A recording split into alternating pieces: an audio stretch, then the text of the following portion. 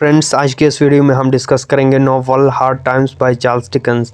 मैंने Charles Dickens की biography and writing style discuss की हुई है, आप चैनल में जाके देख सकते हैं। तो इस वीडियो में हम कंप्लीट एनालिसिस करेंगे नॉवल हार्ड टाइम्स की।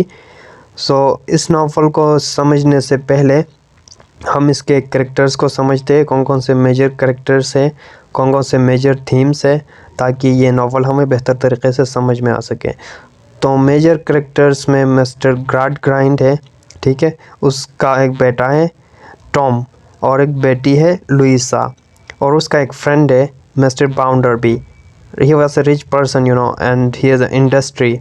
अच्छा, उसके बाद मिस्टर बाउंडरबी के घर में एक उसकी काम करने वाली या नौकर है मिस पारसिट, और उसके अलावा उसके इंडस्ट्री में एक काम करने वाला लेबर है स्टीफन ब्लैकपूल की शादी हो चुकी है और वो दूसरे लड़की को पसंद करता है जिसका नाम है रेचल।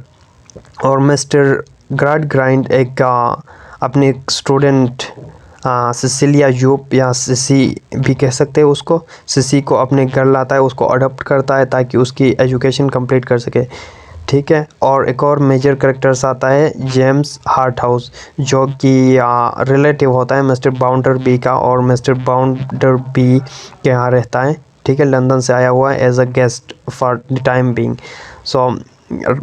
पूरे नॉवेल्स में मेजर थीम्स है फैक्ट वर्सेस फैंसी को देखेंगे, ठीक है, और कैरेक्टर्स कौन कौन से हैं जो इस थीम्स को रिप्रेजेंट करते हैं, ठीक है। फैक्ट के नॉलेज को हम डिस्कस कर लेंगे डिटेल में। अच्छा, उसके अलावा फेमिनिटी है, because the protagonist of this novel जो लुइसा है, और मेजर कैरेक्टर्स में भी फीमेल कैरेक्टर्स को चार्ल्स डिकन ने इम्पोर्टेंस दी है, और as a ideal Victorian females represent किया है। सिसी के कैरेक्टर को लुइसा और रेचल भी अच्छी कैरेक्टर है, फेमिनिटी नज़र आता है। And evil effects of industrialization इस नॉवल में प्रोमिनेंट है, मटेरियलिज्म है, पावर, वेल्थ एक्सेट्रा।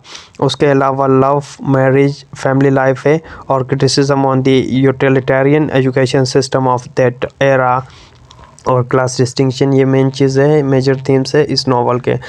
शुरू करते हैं नॉवल को। ये नॉवल शुरू होता है स्कूल से। मिस्टर ग्राडग्राइंड का एक स्कूल है, ठीक है, जहाँ पे वो सिर्फ फैक्ट का एजुकेशन स्टार्ट करता है। जब आप नावल पढ़ेंगे तो नावल का very first line begins with the word fact. He said facts, what I only want is fact, nothing but facts. वो अपने स्टूडेंट्स को सिर्फ फैक्ट्स की नॉलेज देता है और फैंसी और इमेजिनेशन से उनको दूर रखता है, बिकॉज ही बिलीव दैट ये फैक्ट्स ही है जो काम आते हैं, ठीक है। बाकी नॉलेज, फैंसी एंड इमेजिनेशन वो किसी काम के नहीं है, फजूल है। तो अपने स्टूडेंट्स को यही टीचिंग दे रहा होता है। और एक स्टूडेंट है इसकी सिसिलिया यूप, या उसको सिसी भी कह सकते हैं निकनेम के तौर पर, ठीक है। हम सिसी कह के उसको बुलाएंगे। तो सिसी होती है जो कि इसके आइडिया के अपोजिट होती है, she belongs to a circus, right. Circus, उसके वालिद एक सर्कस में काम करते थे, वो सर्कस में बड़ी हो चुकी है। And circus is used as a symbol or the motive to represent imagination in this novel. तो उसका इन्फ्लुएंस उस पर रहा है, और इमेजिनेटिव करेक्टर है सिसी, ठीक है। और ये होता है कि so you can say that the factors represented by Mr. Gradgrind and fancy represented by Sissy। Sissy का करेक्टर बहुत ही इम्पॉर्टेंट है, उसको हम अलग भी डिस्कस कर लेंगे। Femininity, she represent ideal Victorian female. ये होता है, ये सर्कस है।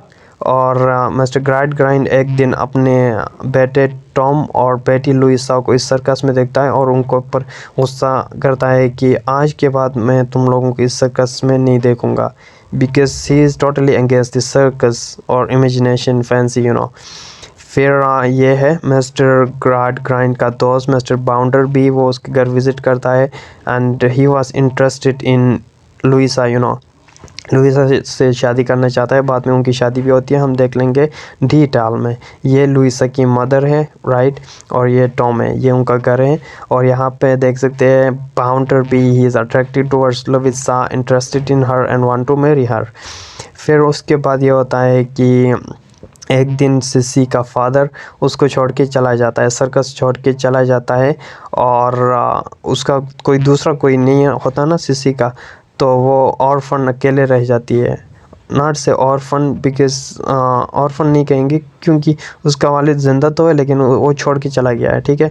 अभी उसको पालने वाला कोई नहीं, तो मिस्टर ग्राइंड वो चाहता है कि उसकी एजुकेशन कंप्लीट हो और उसको अपने घर में उसको पाले। वो सर्कस में चले जाते हैं, यहाँ पे आप देख सकते हैं ये सर्कस है, यहाँ पे जोकर्स वगैरह, ठीक है। वहाँ जाके वो बात करता है और सिसी को बता देता है कि उसके फादर उसको छोड़ के चले गए हमेशा के लिए, और ये उसके लिए बेहतर रहेगा कि वो मिस्टर ग्राइंड के घर उसके साथ चले जाए और अपनी एजुकेशन कंप्लीट कर दे। और वो रोती है, मजबूर है, because her father want her to be an educated women, ठीक है।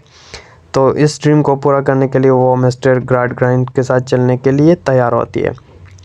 और ये वहाँ के एक इम्पॉर्टेंट पर्सन है सर्कस के, जो सिसी का ख्याल रख रहा होता है। वो उसको बता देता है कि टेक योर ओन डिसीजन, ठीक है, जाना चाहती हो तो आप जा सकती हो, वरना हमें कोई इशू नहीं है, मैं तुम्हारा ख्याल बहुत अच्छी तरीके से रख सकता हूँ। उसके बाद ये होता है कि ये मिस पार्सिट है, a worker at mister Bounderby home, ठीक है, वहाँ पे काम करने वाली होती है। अच्छा, उसके अलावा as I already told you, Stephen जो कि एक लेबर होता है industry of mister Bounderby के इंडस्ट्री में एक काम करने वाला होता है। दो he is a married man, you know, शादी किया होता है लेकिन दूसरे लड़की को पसंद करता है जिसका नाम रेचल है, ठीक है। क्योंकि इसकी बीवी जो है कि यू नो से ड्रंकन वुमेन है और बीमार मरीज़ है, ये उसको पसंद नहीं करता और डिवोर्स करना चाहता है। तो वो डिवोर्स करना चाहता है और मशवरे करने के लिए मिस्टर बाउंडर बी के पास आता है, और मिस्टर बाउंडर बी उसको बता देता है कि there are certain rules laws, ठीक है, कोर्ट जाना होगा, लॉयर को पैसे देने होंगे जो कि तुम्हारे पास नहीं है, तो तुम नहीं कर सकते।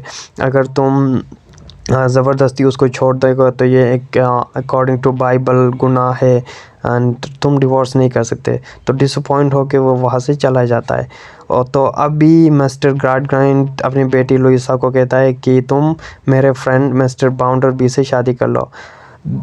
तो you know he was much older than Louisa से बहुत बड़ा होता है एज में, लेकिन लुइसा मजबूर होती है फैमिली के खातिर, अपने फादर के खातिर, अपने भाई, स्पेशली अपने भाई के खातिर, because she love her brother Tom very much, you know, and to secure his future, ठीक है, अपने भाई का फ्यूचर अच्छा हो, क्योंकि बाउंडर भी वेल्दी पर्सन है, तो इस शादी से उसके भाई टॉम का फ्यूचर सिक्योर होगा। That's why she married mister Bounderby, शादी हो जाती है उनकी। और James Harthouse a guest as that mister Bounderby home, ठीक है, मिस्टर बाउंडर बी का एक गेस्ट है, लंदन से आया हुआ है, और वो ये देखता है कि इतनी प्यारी और यंग लेडी इतने ओल्डर पर्सन से किस तरह शादी कर सकती है। काइंड ऑफ जेलसी फील करता है और चाहता है कि ख़ुद इससे शादी कर ले, उस पर क्रश आ जाता है, ठीक है। तो बहकाने की कोशिश करता है काफ़ी, लेकिन नहीं हो पाता।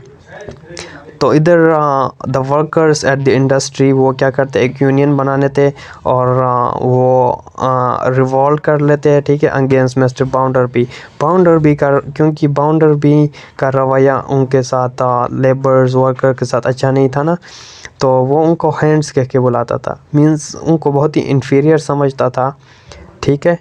तो उनकी तनख्वाहें कम, wages, low wages and things like that, so all the problems they have and they come on strike, ठीक है।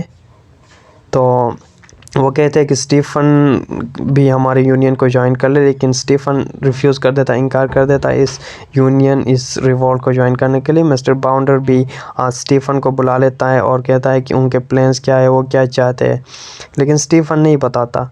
तो इससे ये बाउंडर भी एग्रेसिव फील करता है और स्टीफन को क्या कर देता है, जॉब से निकाल देता है। स्टीफन बेचारा अब करे क्या, तो स्टीफन ने इरादा कर लिया है कि किसी और कंट्री में जाए ताकि रोज़गार उसको मिल सके।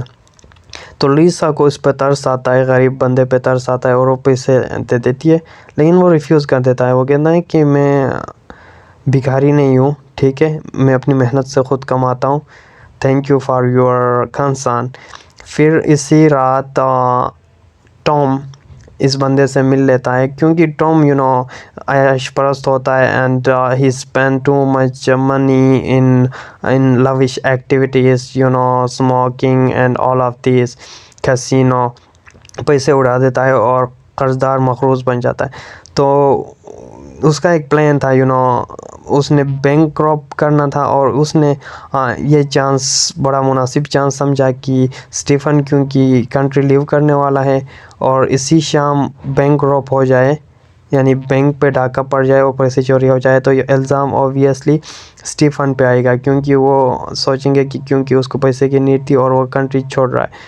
तो ये प्लान बताता है कि स्टीफन को बता देता है टॉम कि आज शाम मुझसे मिलो इसी लोकेशन पे, ही सेंट हिम अ लोकेशन, ठीक है, ऑब्वियसली नियर द बैंक।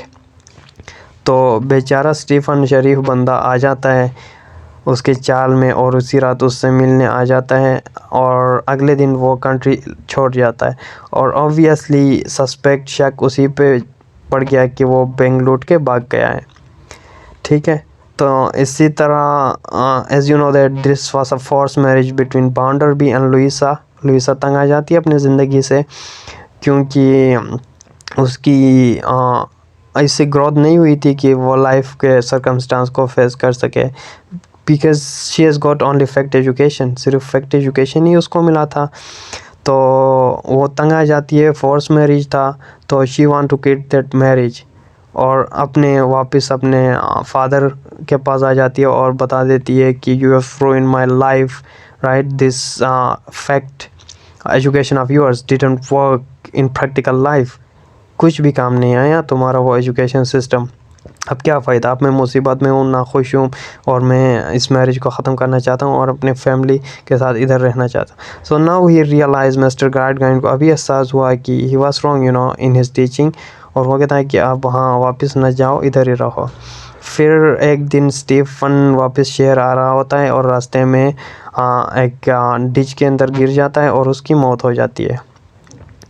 तो हु वाज द रॉबर अभी रिवील हो गया, सीक्रेट पता चला कि बैंक तो टॉम ने ही लूटा था, तो टॉम की तलाश में थे, ठीक है, वो लोग, और टॉम वहाँ से भाग जाता है और उस सर्कस में अपना होलिया बदल के डिस्गाइज हिमसेल्फ और ख़ुद को बदल के वहाँ कुछ टाइम रहता है और वो प्लानिंग बनाते हैं कि उसको कहीं दूसरे मुल्क भगा देता है कि वो बच जाए। तो यहाँ पे मिस्टर गार्डगाइन का एक स्टूडेंट आ जाता है और वो उसको अपोज करता है कि यू आर डूइंग रॉन्ग, ठीक है, तुम तो फैक्ट की एजुकेशन देते हो और ख़ुद ही गलत काम करते हो। Now he realize Gradgrind how wrong he was in his education system, in his ideas, in his rigid attitude, so अभी एहसास होता है। And the theme the major themes fact versus fancy की दोनों इम्पॉर्टेंट है इमोशनल और mental growth के लिए। तो इस तरह ये नॉवल एंड होती है। Hope you enjoy it and understand something. Thank you for watching.